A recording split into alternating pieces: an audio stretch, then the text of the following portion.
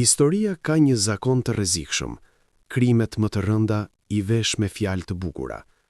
Në Kanada, për më shumë se 100 vjet, fjala arsim u përdor për të justifikuar një nga politikat më të çnjerëzore të shekullit modern, marrjen me forcë të fëmijëve autokton nga familjet e tyre për t'i zhveshur nga identiteti, gjuha dhe kultura.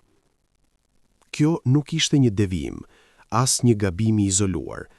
Ishte politikë shtetërore e mirëmenduar, e zbatuar me ligj, me polici, me buxhet publik dhe, po, edhe me bekimin e kishës. Shteti që ligjëroi dhunën. Që nga fundi I shekullit 19, Kanadaja miratoi ligje që e bënin të detyrueshme dërgimin e fëmijëve autokton në shkolla rezidenciale. Prindrit nuk pyeteshin, refuzimi ndëshkohej. Policia I merrte fëmijët nga shtëpitë, shpesh në moshë shumë të vogël, dhe I dërgonte qindra kilometra larg.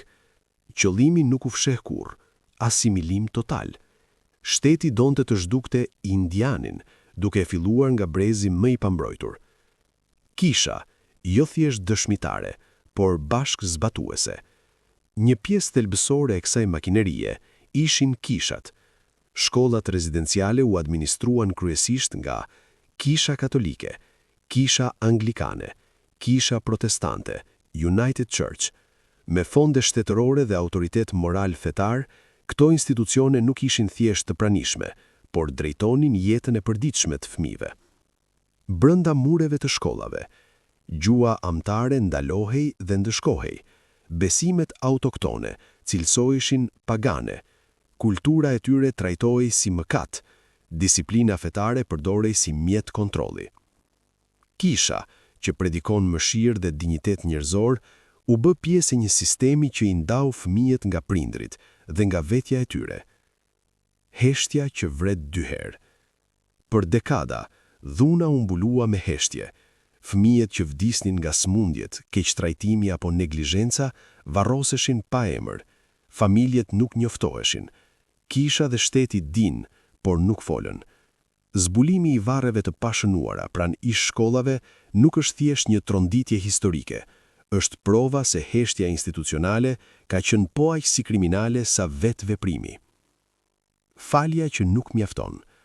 Shteti kanadez ka kërkuar falje, disa përfaqësues fetar gjithashtu, por falja, kur vjen pas një shekulli, nuk e kthen fëmirinë e humbur, nuk e rikthen gjuhën e zhdukur, nuk e shëron traumën e trashëguar.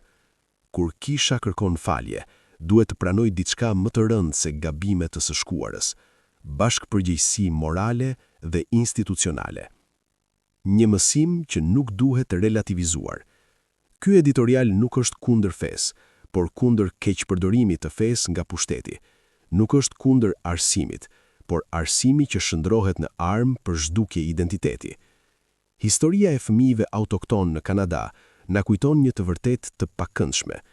Kur shteti dhe kisha bashkohen pa llogaridhënie, viktimat janë gjithmonë më të pambrojturit, dhe kur krimi quhet mision civilizues, ai bëhet edhe më I rrezikshëm.